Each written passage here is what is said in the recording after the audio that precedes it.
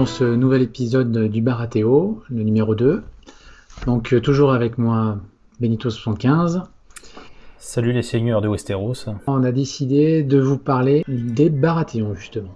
Une faction qui n'est pas encore réellement disponible, même si elle a été en vente lors de la Gen Con. C'était une belle exclue pour la Gen Con. Normalement ça sort bientôt, enfin bientôt, d'ici cet automne je crois aux US. Via l'application, on peut quand même se familiariser au moins avec le starter et ce qui serait un peu l'ossature de la faction, et ça nous donne aussi un premier jet sur ce à quoi s'attendre avec. On commence par la première unité. Donc les Stag Knights, les chevaliers serfs en gros. Oui. On va faire une traduction en vieux François. Moi, je m'attendais à un truc un peu plus tanky, dans le sens où, au niveau de l'armure, c'est correct, mais j'avais peur que la vitesse de déplacement soit vraiment très très lente. Et une vitesse de 5 pour une unité d'infanterie, je trouve ça très très correct en fait. C'est le standard, déplacement de 5 Ouais. pour une sauvegarde à 4. 5, alors que je m'attendais, vraiment une armée basée sur les armures. Un truc qui encaisse beaucoup, un peu à l'image des boucliers Tully, mais qui se déplace pas très vite. Et finalement, on a quelque chose qui se déplace à 5, c'est bien. Qui a une force de frappe constante, qu'ils aient 3 rangs ou 2 rangs ou un seul rang, au final ils tapent toujours à 7D, ça c'est... Il n'y a pas trop de questions à se poser. 4 d'armure, c'est pareil, ça reste dans la moyenne, je m'attendais peut-être à un truc un peu plus punchy. Et un moral à 5, c'est plutôt bon même. C'est même très bon, avec une capacité spéciale qui le rend plus fort chaque fois qu'il perd un rang. Ça nous dit que quand cette unité attaque, pour chacun de ses rangs détruits, on peut choisir un des effets suivants, donc soit l'effet Critical Blow, qui fait que les 6 comptent pour 2 touches, ou alors on a l'effet fracassant. Après, il faut choisir à chaque fois dans chaque, donc c'est soit on a le Critical Blow, soit le fracassant ou vicieux. Donc fracassant, pour rappel, c'est -1 pour le jet de défense adverse, et le vicieux, c'est -2 pour son test de morale. Test de panique, Test de panique, autant pour moi. Je ne referai plus cette erreur de langage. Avec eux, on a un attachement. Ouais, qui est plutôt, on va pas dire quelconque, mais assez sympa malgré tout. C'est un ordre, c'est pas une capacité innée. Quand cette unité est attaquée, donc c'est là où on retrouve le côté un peu défensif dont je parlais tout à l'heure. Cette unité prend 2 blessures. Et elle peut faire une attaque de mêlée qui permet de cibler c'est une espèce de contre en fait. Contrairement au contre qu'on a pu voir avec les Lannister, avec les halbardiers, là c'est d'abord ça prend l'attaque et après en réplique elle remet un coup quoi. On aperçoit déjà la thématique aussi des Baratheons qui est d'avoir des contre-attaques et des attaques en plus. Et c'est vrai que moi la comparaison avec les halbardiers, leur contre venait avant l'attaque adverse, donc ça permettait quand même d'amoindrir potentiellement l'attaque qu'ils allaient se prendre eux initialement. Ouais. Là, c'est d'abord tu prends et ensuite tu rends quoi. Bon, comme tu dis, est-ce que c'est vraiment rentable vu la thématique de l'armée, c'est pas si mal. Ils valent 2 points quand même, ça fait monter l'unité à 10 points au final. Donc est-ce qu'il n'y aurait pas des attachements plus sympas à mettre ? À voir. En dehors de cette unité, et on le dira je pense à chaque fois sur les autres aussi, les figurines sont sublimes. Oui, c'est vrai. Bon, faut aimer les bêta-cornes, mais non. Oui, comme je disais, c'est un peu l'image qu'on se fait du chevalier médiéval, espèce de grosse montagne de muscles et d'acier, tout armuré avec des tabards et des drapés là qui ont l'air vraiment super chouettes. Non. Et plus dynamique que ce qu'on a vu jusqu'à aujourd'hui. Tout à fait. On a moins l'impression d'avoir affaire à l'armée des clones, quoi. La seconde unité, qui est l'unité, on va dire, de base des Baratheons, ça sera les Baratheon Wardens. Une bonne unité de base, on va dire, avec une vitesse de 4, ce qui est logique pour une sauvegarde à 3+. Ouais, là c'est plus l'idée que je me faisais du Baratheon en tant que tel dans ce qui avait été plus ou moins annoncé avant, quoi. Oui. Il était lente, résistante. Un moral correct à 6. Le dé d'attaque reste classique, 7, 5, 3. Par contre, on passe sur du 4+, une chance sur 2 de réussir. On va voir une autre caractéristique des Baratheons, qui va être de jouer un petit peu avec nos petits tokens. Une première règle Warhammer, si on fait une sauvegarde à 1, le défenseur devient affaibli. Donc là, on retrouve vraiment le côté marteau et enclume. Hein. Les Stag Knights, c'est un peu le marteau, et eux, c'est un peu l'enclume, quoi. Sachant que notre adversaire, s'il vient s'empaler sur nous, voilà, grâce à cette première capacité qui est innée, donc qui ne demande pas de consommer un ordre et qui va fonctionner à chaque fois qu'ils se font rentrer dedans, en gros, c'est quelque chose qui va fonctionner à chaque fois qu'ils vont attaquer, quoi. Ouais. Et c'est assez fort. Mais par contre, on voit qu'ils sont là pour préparer quand même le terrain pour d'autres unités. Avec justement cette dispense des pions affaiblis. Une deuxième capacité, du coup, on pourra traduire par cible ouverte, ou ouverture de cible. Quand cette unité attaque, elle peut dépenser un token affaibli de la part du défenseur, comme si c'était un token vulnérable. Donc là, j'ai envie de dire, voilà, si tu as déjà une première unité de Baratheon Warden qui a réussi à déjà mettre un token affaibli, tu peux le dépenser. Celui-là via cet effet, comme si c'était un token vulnérable. Donc tu peux jouer sur les deux, en fait, prendre l'effet qui t'arrange en fonction de la situation, quoi. Est-ce que tu veux qu'il tape moins fort, ou si c'est toi qui lui tape dessus, tu veux justement le rendre vulnérable. Il faudra confirmer quand utiliser cette capacité, mais on peut imaginer cet enchaînement. On attaque, le défenseur fait un 1 sur ses sauvegardes, on met un token affaibli, on le convertit en vulnérable, ce qui nous permet de refaire lancer ses sauvegardes réussies. Il refait un 1, on lui met un token affaibli. C'est assez intéressant comme manière de jouer avec les pions. Et donc avec eux, un petit attachement qui est fort sympathique, le Master Warden. Lui par contre c'est un ordre. Alors pour rappel aussi, les Baratheon Warden, contrairement au Stag Knight qui valait 8 points, eux n'en valent que 5 déjà. Donc comme tu dis, c'est là on voit que c'est un peu plus l'unité de base. Ce Master Warden n'en vaut qu'un. Donc au final pour 6 points, on a l'unité complète, quoi, hein, l'unité plus attachement. Une capacité qui est dans la thématique de cette liste, qui est bien se défendre, qui fait que l'ennemi ne gagnera pas le bonus de charge d'attaque de flanc ou d'attaque arrière pour cette attaque. Oui, par contre c'est un ordre, donc ça ne marchera qu'une fois pendant le tour. Mais bon, c'est déjà quand même assez fort, faut pas non plus... Alors la question qu'on peut se poser, c'est le ou qui est entre les différents termes. C'est-à-dire quand on se fait charger de dos, a priori on devra choisir si on enlève le bonus de charge ou si on enlève le bonus d'attaque de dos. Je pense, ouais, faut savoir ce que tu annules comme bonus. Ouais. Ouais, je pense que ça fera peut-être l'objet d'une fac aussi pour éclaircir un peu ce point de règle. Je pense que de la part de Cool Mini Ornote aussi, de fournir des starter sets comme ça en avance sur certains événements, ça leur permet peut-être aussi d'avoir un retour sur un échantillon de joueurs, sur ce qui va, ce qui ne va pas, sur cette nouvelle sortie justement, ça leur permet de la rééquilibrer pour une sortie à plus grande échelle. Ah peut-être, oui, en effet. Oui. Après, voilà, c'est qu'une supposition, hein. Je n'affirme pas détenir une vérité, mais bon, c'est peut-être un espèce de bêta-test grandeur nature, quoi, en exclusivité. Et donc après, nous avons une troisième unité, les Baratheon Sentinels. On se retrouve avec la même typologie que la première unité, c'est-à-dire qui se déplace à 5, qui est une sauvegarde avec 4. Par contre, un moral qu'à 7, qui reste raisonnable. Oui. On va dire que c'est une unité plus classique, puisque la capacité spéciale sera fracassant, qui donne donc -1 aux sauvegardes. Une très bonne attaque, puisqu'une attaque à 3+. Avec 8 dés à pleine puissance. Ils valent que 6 points, donc c'est pareil. Tout à l'heure on parlait de marteau et d'enclume. Je pense qu'on a un deuxième marteau qui est un peu moins stable quand même que les Stag Knights, hein, mais qui est surtout beaucoup moins cher. Les Stag Knights, ce qu'on disait, sans attachement, c'est 8 points. Eux, pareil, sans attachement, ils sont qu'à 6 points. J'aurais peut-être plus tendance à caractéristiques quasiment égales à les préférer eux. Au niveau figurines, elles se veulent aussi dynamiques. Bon, moi je suis moins fan des poses, qui me font plus penser à des personnes au sol d'une piste d'atterrissage qui guident les avions, mais... Ouais, c'est pas fou, ça, ouais, y a quelque chose à faire avec leur marteau. T'as raison. Ouais, maintenant que tu le dis, il y a un truc. Bon, après, ils ont le mérite d'être là, sachant qu'il y aura juste un détachement qui sera prévu. Il y aura 11 figurines qui seront prévues.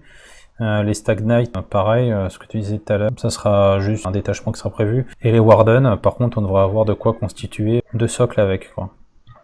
Donc ça sera assez intéressant malgré tout, quoi. Pour eux, le seul attachement pour l'instant que l'on voit, c'est sûr que le Stag Knight noble, je le vois pas. Non. Je ne vais pas leur faire subir de blessures supplémentaires alors que c'est affaibli. Le Master Warden, lui, sera intéressant peut-être à jouer là-dessus.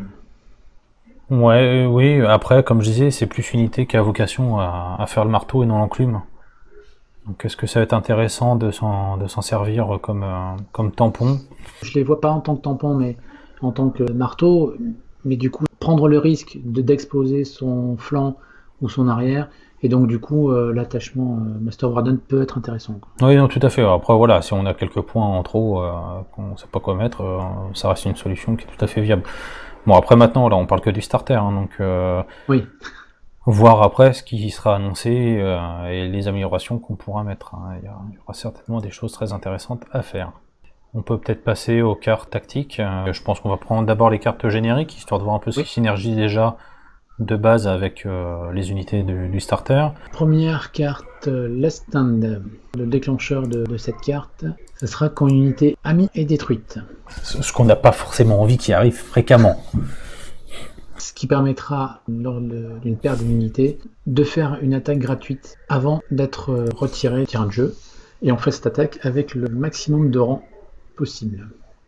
Ça rejoint un peu les cartes qu'on retrouve chez les Stark avec l'Archon Humble. Ce général donne ce genre de carte où dès qu'on meurt, en fait, on peut faire une dernière attaque à pleine puissance. Oui. Là, on retrouve un peu cette idéologie-là, à ceci près que là, la seule condition pour que ça devienne encore plus fort, c'est de contrôler la couronne pour mettre en plus un pion vulnérable à notre adversaire. La couronne reste un élément intéressant à prendre sur le tableau stratégique. Le plus intéressant sera la lettre, on verra, mais la correspondance, c'est là où il y aura le plus de synergie, mais que ce soit couronne ou correspondance, les deux, ça va être les deux zones de prédilection des Baratheons. Bah, ça reste assez fluff, quoi, hein. La correspondance pour le côté un peu intrigue et tout, mais la couronne, ils estiment que les seuls et vrais uniques rois, c'est eux, quand même. Donc une autre carte, qui est encore une carte d'attaque qui est extraordinaire, contre-charge. Donc quand une unité alliée est attaquée, on peut choisir une autre unité alliée qui va pouvoir faire une charge gratuite, ciblant l'attaquant de notre première unité. Donc c'est énorme, enfin c'est... Ouais, c'est là où on voit le style de gameplay qui va être au niveau des Baratheons, où il va y avoir des bloqueurs, des attaquants, donc il y a un petit côté un peu football américain, hein. Et par contre, on va jouer de manière assez paquée, il va pas falloir commencer à trop s'étaler sur le terrain.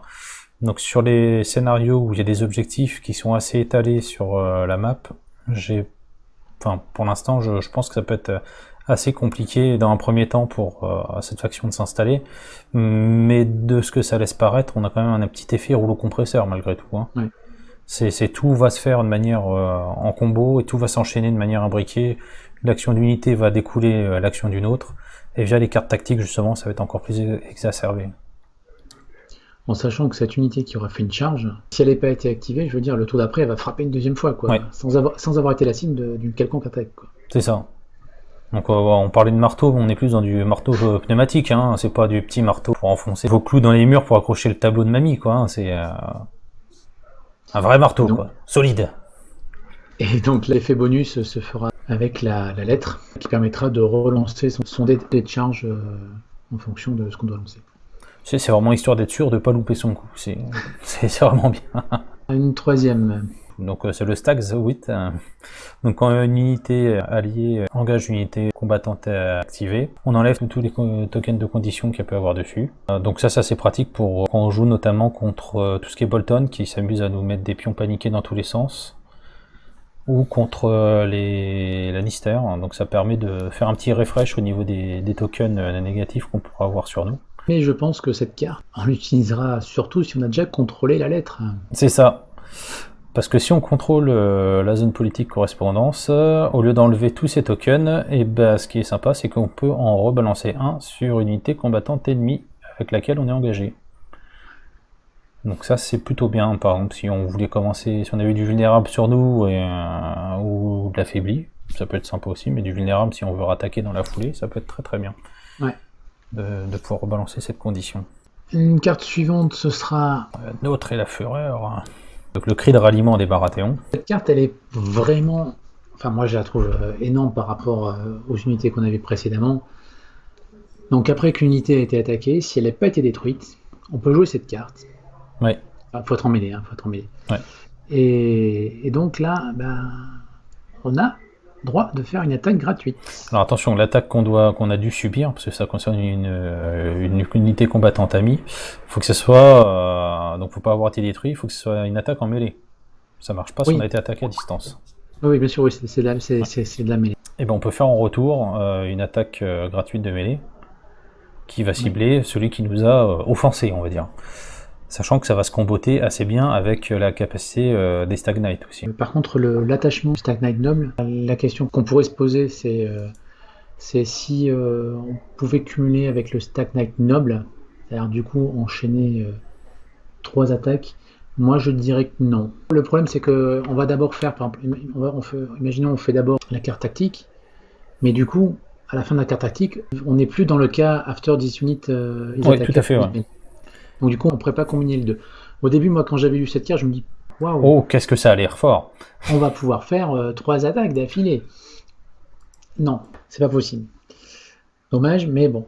Ce qui est bien avec cette carte, c'est que si on contrôle donc la couronne, qui est une de nos 2 préférences sur le tableau stratégique, avec la couronne, on frappe avec notre meilleur potentiel d'attaque. Oui. Donc c'est très très chouette.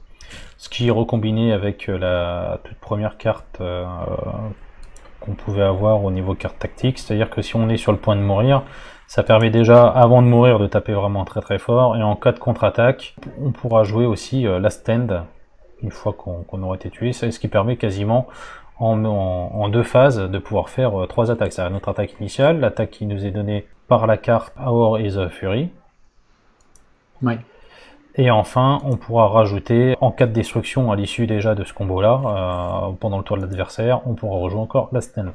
Donc en gros, on va dire un tour et demi, on aura fait 3 attaques, c'est juste affolant quoi, en fait. Il y a une forme de violence chez le Baratheon quand même. D'ailleurs, ce qu'on disait sur la carte précédente avec le Stag Knight Noble, avec celui-ci, ça peut être jouable aussi. Oui, tout à fait, ouais. On fait son attaque supplémentaire avec le Stag Knight Noble, on se prend nos 2 blessures pour mourir, et quand on meurt, on fait une autre attaque. Oui, tout à fait. Ouais. Si on a ces cartes-là en main, ça peut faire vraiment une synergie assez forte. Alors, vu qu'on a l'air assez convaincu par les Baratheons, je pense qu'on peut passer à la Baratheon Conviction. Voilà. Belle transition. Alors, on joue au début d'un round. Il faut cibler une unité d'infanterie alliée, et on lui attache cette carte, donc un peu le système de vœux de la garde de nuit. Mais ce n'est pas un vœu, on doit la défausser dès l'instant où on rate un test de morale. Tant que cette carte nous est attachée, donc sinon on contrôle la couronne, cette unité prend seulement une blessure en cas de test de panique raté. Par contre, si on contrôle la correspondance, cette unité, quand elle fait des jets de défense, en fait les 6 comptent pour 2 touches bloquées. Ce qui me gêne un peu, c'est le déclenchement, c'est au début d'un round, il faut être sûr de faire quelque chose à l'unité sur laquelle on l'attache, quoi. Oui, l'adversaire peut vite nous voir venir. Bon, après, le problème, c'est qu'il faut le faire au début d'un round. Il faut s'assurer d'avoir le contrôle soit de la couronne, soit de la correspondance. Donc déjà, on repère encore un tour. Notre adversaire a quand même largement le temps de nous voir venir. Vu le titre de la carte, je crois que les Baratheons ont un petit peu trop confiance en eux en jouant ça. Je suis un peu plus sceptique. Allez, une autre. La résilience du cerf. Bon, vu le titre, on se doute que ça va être quelque chose de défensif qui va nous permettre de régénérer du point de vie. Ce qui est le cas. Donc quand une unité amie qui est engagée dans un combat s'active, on peut restaurer jusqu'à un des 3 plus une blessure sur cette unité. Et en plus, si on contrôle la correspondance, l'ennemi avec lequel on est engagé souffre autant de blessures que ce que nous on a guéri. À jouer surtout si on a la correspondance.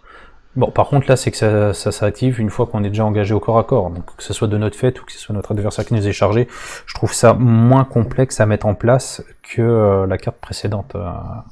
Complètement, oui. Là, elle peut arriver par surprise. Que l'autre, comme elle doit jouer en début de tour, ouais, celle-là me paraît plus sympa. Déjà, le fait qu'elle puisse nous permettre de nous soigner, c'est la seule carte, si je dis pas de bêtises, si j'ai bien révisé avant de faire la vidéo, c'est la seule carte qui nous permet de nous soigner.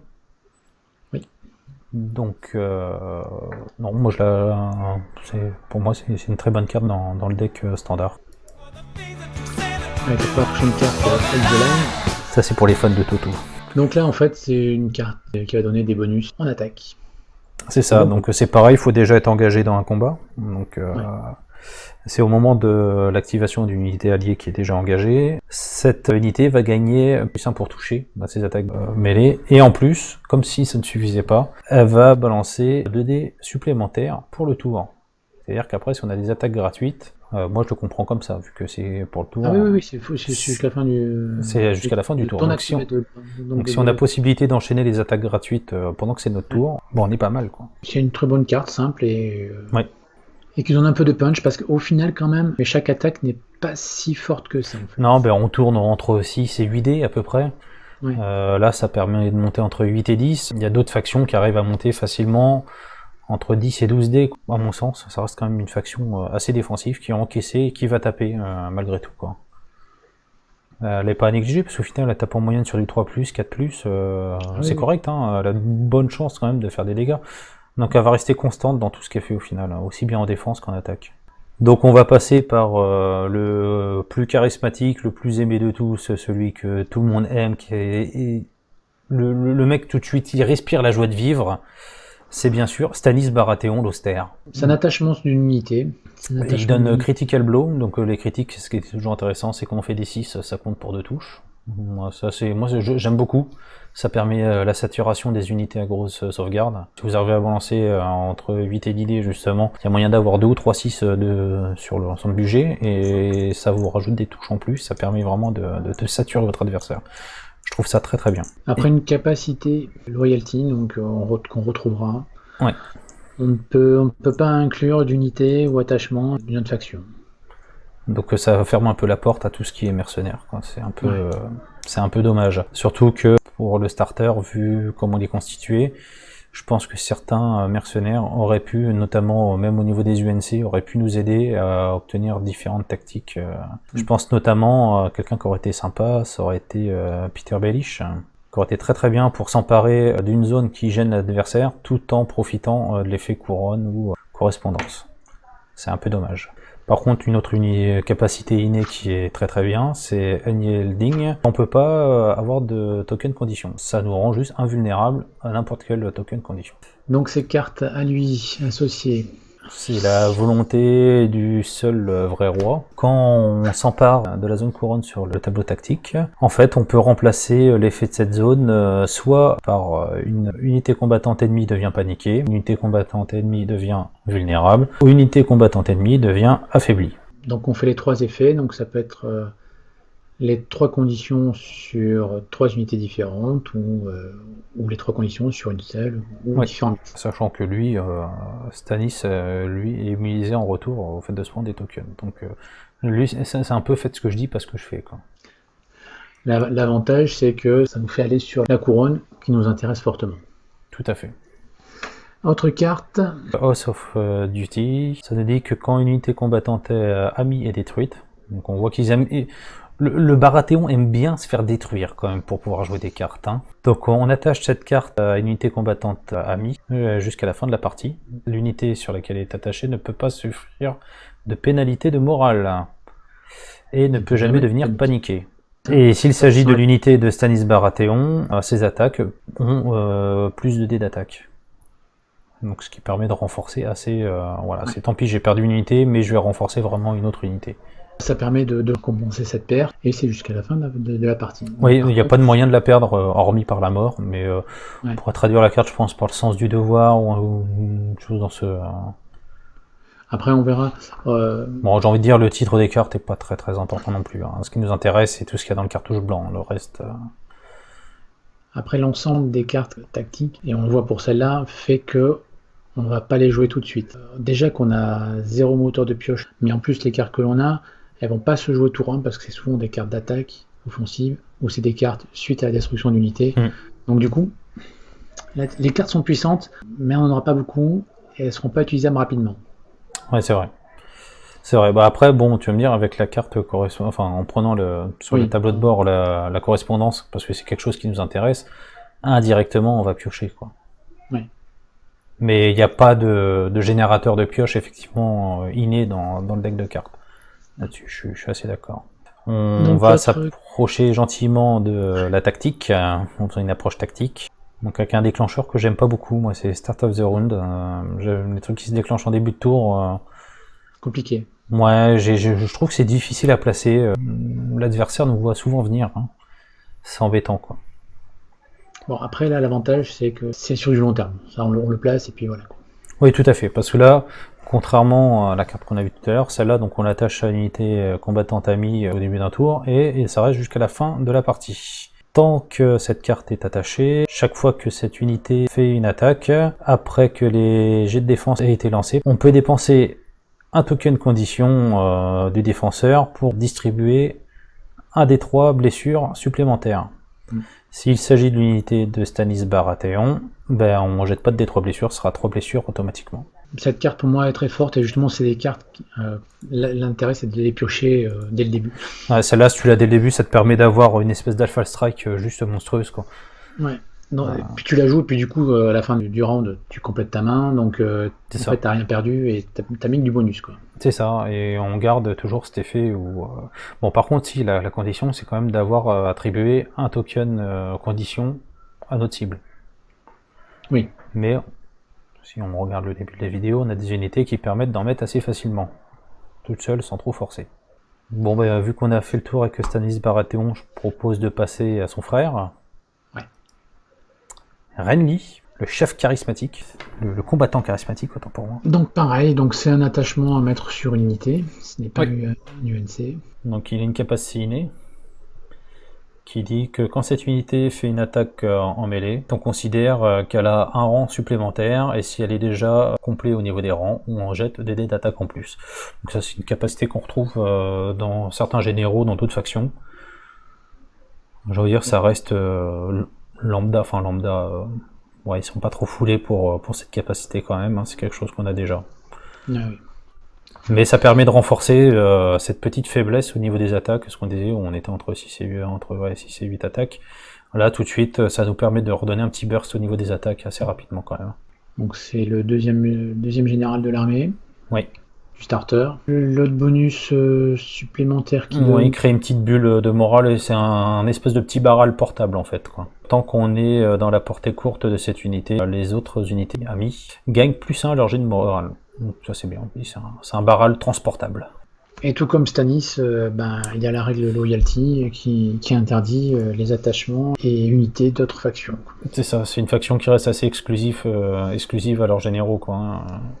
Donc on verra avec la boîte de héros qui arrivera avec eux. Ouais. S'il y a des généraux qui n'ont pas ce trait-là. Et aujourd'hui. J'espère, parce que là, c'est vrai que ça ferme un peu des portes actuellement. Après, il faudra voir quand la faction effectivement s'étoffera au fur et à mesure. Donc on va voir ces cartes tactiques. Alors là, c'est quand on s'empare d'une zone du tableau tactique, on remplace les effets de cette zone par... Donc là, il faut choisir. C'est pas et. Soit on restaure D3 plus une blessure. Réparti sur une... Ouais, réparti. Voilà, contrairement à l'effet initial du tableau où les 3 blessures doivent être mises sur une seule unité. C'est pour les répartir entre les unités. Là, on peut effectivement dispatcher un peu notre capacité de soins, c'est assez intéressant. Ou alors on enlève 3 tokens conditions sur n'importe quel nombre d'unités combattantes amies. Ouais. Donc ça c'est pareil, c'est une espèce de soutien qui permet de s'étendre à l'ensemble de l'armée qui ne va pas cibler qu'une seule unité. Je trouve ça plutôt pas mal. C'est moins restrictif que l'effet initial quand on prend la fameuse bourse. Carte suivante. Premier bonus sur le moral. On donne +2 à son test de morale, donc un test de panique est un test de morale. Et si on est à portée longue de Renly et qu'on réussit notre test de morale, on peut en plus régénérer d'une blessure pour chaque point de réussite supplémentaire par rapport à notre seuil de test. Par exemple, si on devait sauvegarder sur du 6+, et qu'on a obtenu un 10, eh bien, on va pouvoir restaurer jusqu'à 4 points de blessure. Jusqu'à un maximum de 4. Ouais. Attention, il y a une limite quand même. C'est fort. On a plus de morale, donc en général, pour le peu qu'on soit pas très loin d'un barral, qu'on soit pas très loin de Renly, déjà initialement on a +4, quoi. Oui. C'est faisable. Donc voilà, bon, comme avec la carte précédente, c'est intéressant parce que on a peu de régénération dans cette faction et donc c'est pas plus mal, quoi. Mais Renly, enfin, c'est un peu c'est un général un peu support, quoi. C'est lui qui va donner pas mal. Je pense que dans les listes où il va falloir un peu de résistance et tenir le terrain, s'emparer des objectifs rapidement et après encaisser l'attaque jusqu'à ce qu'on ait scoré nos 10 points, Renly, ça me paraît un bon choix, quoi. C'est le spécialiste de la résilience. Sa dernière carte, c'est Donc, quand son unité s'active. c'est ça. Donc on choisit. Soit on se régénère de blessures sur l'unité de Renly, et on peut mettre jusqu'à 2 blessures C'est sur deux toutes blessures les d'unité unités et- alliées qui sont à portée longue de Renly. C'est bien. C'est très très bien même.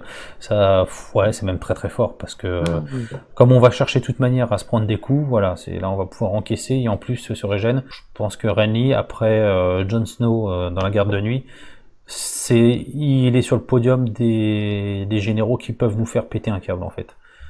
Ça peut être un général qui peut provoquer des retournements de table. C'est un des seuls qui permet de jouer sur le moral, déjà avec son attachement de base, Oui.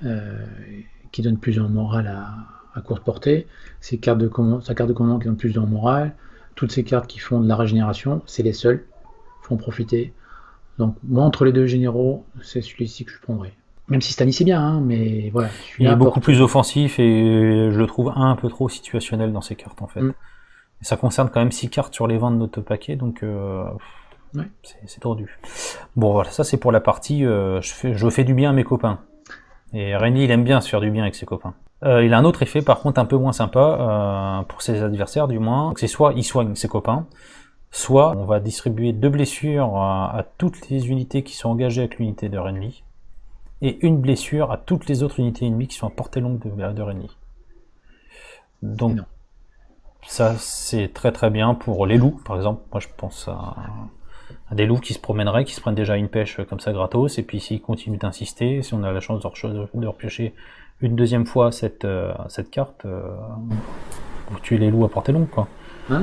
Puis même un loup qui nous a engagé, il meurt direct. Ah bah exactement, le fantôme, bon, il est content, il a balancé ses 2 ou ses 4 dés en fonction de la situation, il a fait 4 morts, mais en contrepartie, vous le one-shotez sans forcer.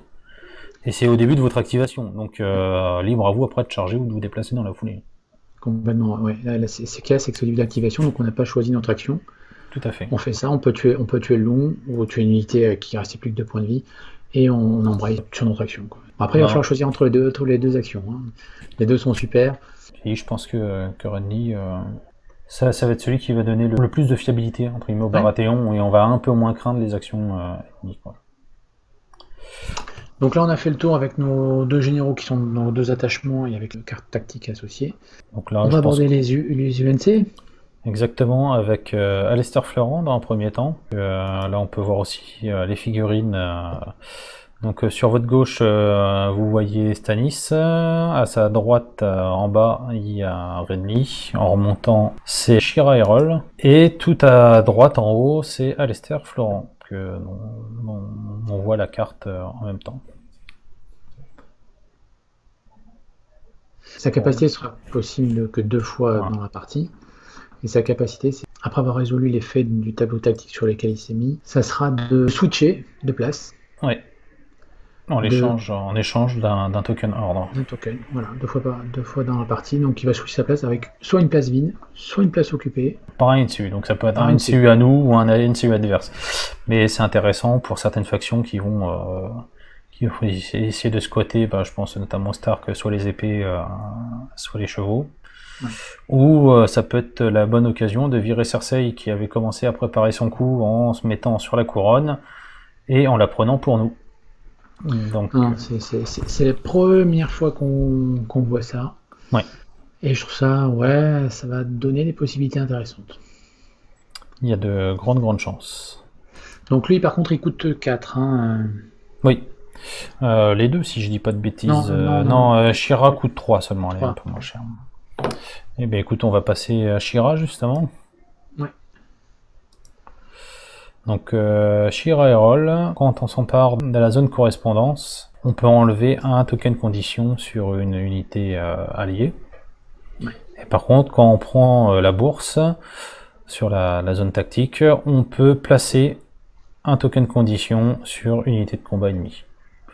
C'est un petit Bon, alors là, support sympa. Bon, c'est... voilà. Bon, après, c'est vrai que la bourse, on la cherche pas plus que ça. Non, mais ça peut être bien pour couper l'herbe sous le pied, justement, je pense à Maître Aemon avec la garde de nuit, tu vois.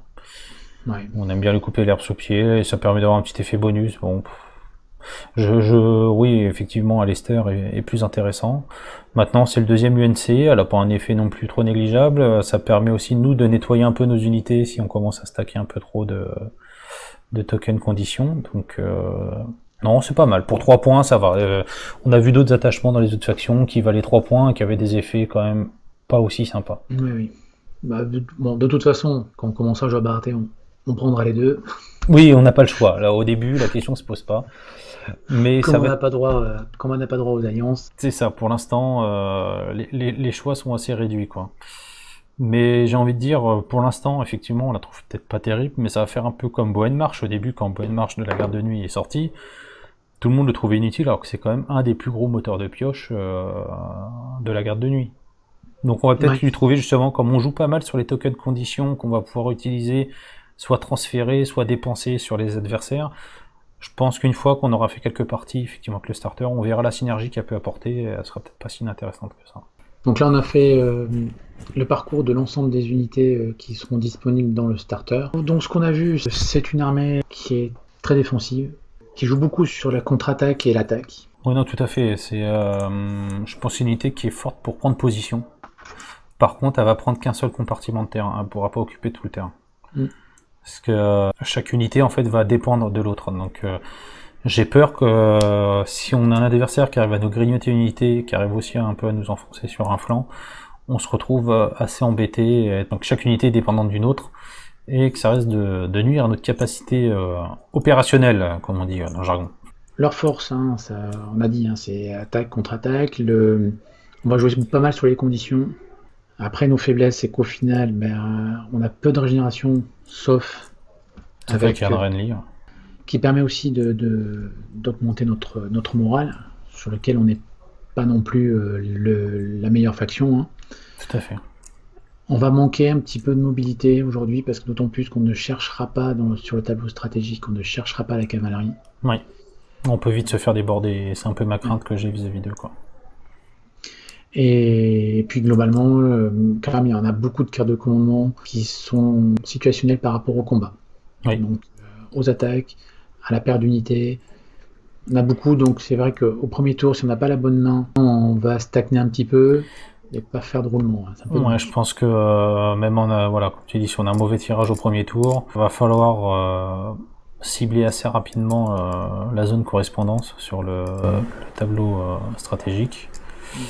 Et ce, pendant, j'ai envie de dire, 2 tours quasiment, histoire de se faire un pool de cartes intéressant et d'avoir un panel de cartes pour pouvoir affronter les situations qui vont commencer à nous tomber dessus à partir du tour 3. Donc il y a une part de chance dans le tirage de cartes, et c'est difficile à maîtriser. Ouais. C'est une faction, pour tout ce qui va être prise d'objectif, va falloir être patient, parce qu'on n'est pas si rapide que ça. C'est ça. Après, quand on l'aura, on le tiendra, c'est pas un souci. Oui, mais je pense que je te dis, ça, pour moi, c'est une faction qui est un peu rouleau compresseur. Voilà, je vais avancer morceau par morceau au niveau du terrain, et si on arrive à tenir notre formation correctement, qu'on arrive à garder la cohésion de notre armée, il y a possibilité effectivement que si le combat dure trop longtemps pour l'adversaire, ça se passe pas très bien pour lui quand même. Ouais. Même les factions avec des grosses capacités de régénération. Après, côté UNC, la caractéristique, c'est qu'on peut faire un switch de zone. Ouais, c'est fort ça déjà. Je trouve que pour un premier UNC, c'est assez balèze, quoi. Après, on sait pertinemment qu'il y aura des héros 1 qui vont sortir et qu'il y aura 2 ou 3 unités supplémentaires qui vont venir et que ça va apporter une belle diversité tactique. Donc, Et après, niveau moteur de pioche, il n'y a rien. C'est un point faible, c'est un gros point faible. Rien. Après, c'est compensé par le fait qu'on va chercher à occuper la zone du tableau stratégique de la lettre, de la correspondance. C'est compensé un peu par ça, mais bon, c'est vrai que par défaut, on a 0 moteur de pioche.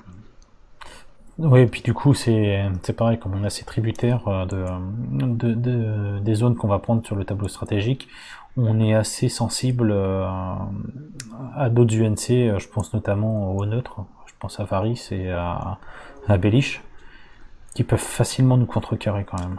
Ouais. Et comme on est vraiment tributaire de seulement 2 zones sur le tableau stratégique, on peut pas trop varier pour l'instant. Je pense que notre adversaire peut vite nous voir venir et essayer de nous bloquer de manière peu subtile. Donc là, on se retrouve quand même avec une belle faction assez originale.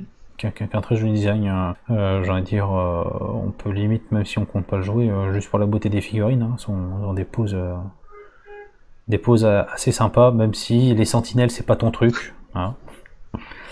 Mais non, on voit que ça remonte d'un cran au niveau de la qualité quand même, hein. Au niveau des poses et de la sculpture, ça a l'air vraiment ouf, hein. Je pense qu'elle plaira à beaucoup de gens. Oui. Alors ça sort normalement cet automne en VO, pour la VF pour l'instant on n'a pas de nouvelles. Edge n'a pas spécialement vu venir le succès, Asmodée en tout cas qui est leur distributeur ne les a surtout pas poussé à le voir venir. Ils ont fait tout ce qu'ils ont pu pour rattraper le coup, normalement il y a des corsets qui devraient bientôt revenir en France. Donc ce sera des corsets en VO qui auront été francisés. Donc ce sera des starters Stark et Lannister, où dedans vous aurez tous les sets de cartes en français et en anglais du coup, et on va remettre le livre de règles en français, il y aura un gros sticker dessus marqué version française. Voilà, donc ce sera du repackaging de reliquats de VO, et ils font tout ce qu'ils peuvent sincèrement pour essayer d'abreuver le marché français du mieux possible. Je pense que le premier signe du succès, c'est tous les tournois qui ont eu lieu jusqu'à présent, qui ont été bien remplis. Tous les deux, toi tu peux parler de celui de Bordeaux notamment, qui a rencontré un beau succès. Oui, Bordeaux, c'est assez vite rempli. C'était assez agréable de rencontrer les premiers joueurs. Petit tournoi sur 2 jours. Ouais. Avec des joueurs qui venaient de partout, de Paris, même du Nord. Donc c'est bien, et après suivi l'Open de France, l'Open de Paris. L'Open de Paris, pardon. C'est vrai qu'on a tendance à se sentir un peu le centre du monde à Paris, tu as raison, de faire redescendre un peu sur Terre de temps en temps. Qui a eu un beau succès, 38 joueurs sur les 40 attendus. Alors je sais qu'au début c'était initialement prévu 60 joueurs. Pour ceux qui connaissent la WAG, 60 joueurs en plein mois de juillet avec les chaleurs qu'on a eues, ça aurait été juste impossible. Donc, je pense que les organisateurs ont eu raison de prendre cette décision qui a été certes impopulaire, mais de descendre à 40 joueurs. On y a gagné en confort. Je sais pas ce que tu en as pensé, mais il y avait de la place pour poser nos cartes. On était à l'aise à la WAG, malgré la chaleur quand même. Il faisait quand même très très chaud. Et on a eu 2 désistements, choses qui sont un peu normales quand il y a des tournois. Il y a toujours une part d'aléa au niveau de la vie, où les gens ne font pas tout le temps ce qu'ils veulent. Et il y a un prochain gros tournoi sur Paris, organisé encore par la WAG Taverne, qui aura lieu le samedi 24 août. Et pour l'instant, il y a 24 préinscrits sur 36 places. Non, c'est bien, ouais. Donc ça a du succès. Après, effectivement, étant parisien, moi je regarde quand même ce qui se passe sur Paris, mais en jetant un coup d'œil rapide sur les autres tournois qui sont organisés partout en France, on voit qu'il y a un beau taux de remplissage, une belle participation de la part des joueurs, il y a une belle adhésion de la communauté quand même. Ouais, non, c'est encourageant pour la suite, donc... Alors je te rectifie, juste l'Open de Paris est organisé... L'Open de Paris est organisé par... pas par la WAG Taverne, mais par Commander TV, ouais. qui l'organisait à la WAG Taverne. Je vous incite d'ailleurs à regarder la chaîne Commander TV et quelques rapports de bataille. N'hésitez pas à y aller. Oui, non, c'est assez bien, c'est très très bien filmé, ça gagne en qualité de jeu. Au début, il y avait quelques petites imprécisions qu'on retrouve beaucoup moins maintenant.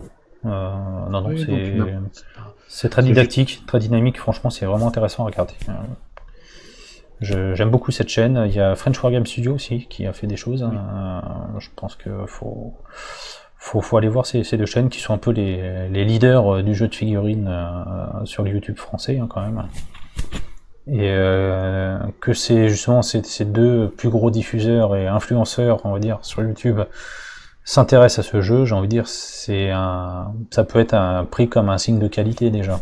C'est que eux, en tant que spécialistes du jeu de figurines à un niveau assez élevé, parce que ils font quand même des compétitions comme l'ETC, si eux ont trouvé des belles qualités pour les tournois et en termes ludiques sur ce jeu, si vous hésitez, j'ai envie de dire, foncez, vraiment, à mon sens, c'est un des meilleurs jeux de figurines que j'ai vu, qui allie et la partie deck building, mais ça reste très léger, qui allie les choix tactiques, c'est-à-dire qu'à un moment donné, il va falloir choisir soit est-ce que j'agis sur le plan militaire, donc avec mes figurines sur le terrain, ou si j'agis sur le plan politique. Donc on est toujours sur une histoire de compromission, et vraiment c'est intéressant. C'est très très bien. Pour la version française, voilà, Edge et Asmodée ont bien compris que ils avaient un peu loupé le truc, ils essaient de rattraper comme ils peuvent. Je sais qu'on est tous impatients d'avoir la nouvelle figurine, patati patata. Mais si on veut voir la gamme perdurer en français, je pense qu'il faut peut-être faire preuve d'un peu de patience et attendre que les produits sortent en français. Ça, c'est mon petit côté sauver nos emplois. Même pour la VO, je discutais avec pas si longtemps cet après-midi avec d'autres joueurs. Le plus dérangeant, c'est que même avec des unités qui sont déjà sorties, s'ils n'ont pas acheté à temps, ils ne les ont pas, que ce soit en VO ou VF. Tout à fait. Et donc voilà, donc ça c'est un peu frustrant, et surtout d'avoir un manque de visibilité, c'est encore plus. Donc j'espère qu'à terme ça sera quelque chose qui sera corrigé, et je pense que le plus gros chantier pour Edge actuellement, c'est de réduire l'écart entre les sorties VO et les sorties VF. Parce que là on est sur un délai d'attente qui va quasiment à 4 mois parfois entre une sortie en VO et pour avoir l'équivalent en VF.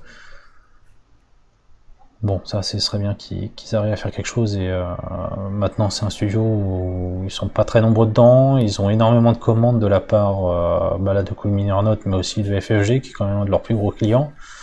On va pas trop dévier dessus, mais l'actualité Star Wars chez FFG est en pleine ébullition en ce moment, ça bouge énormément, et ils sortent, je crois, une nouvelle gamme chez FFG avec je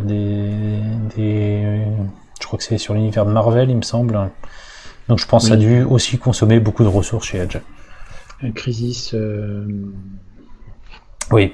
Crisis, je sais plus quoi. Ouais, le jeu avec des gens qui mettent leur slip par-dessus leurs vêtements. Exactement. Voilà. Donc ils sont un peu débordés, et je pense qu'il faut aussi faire preuve un peu pas de mansuétude avec eux, mais faire preuve de patience, et soutenir FF, c'est bien.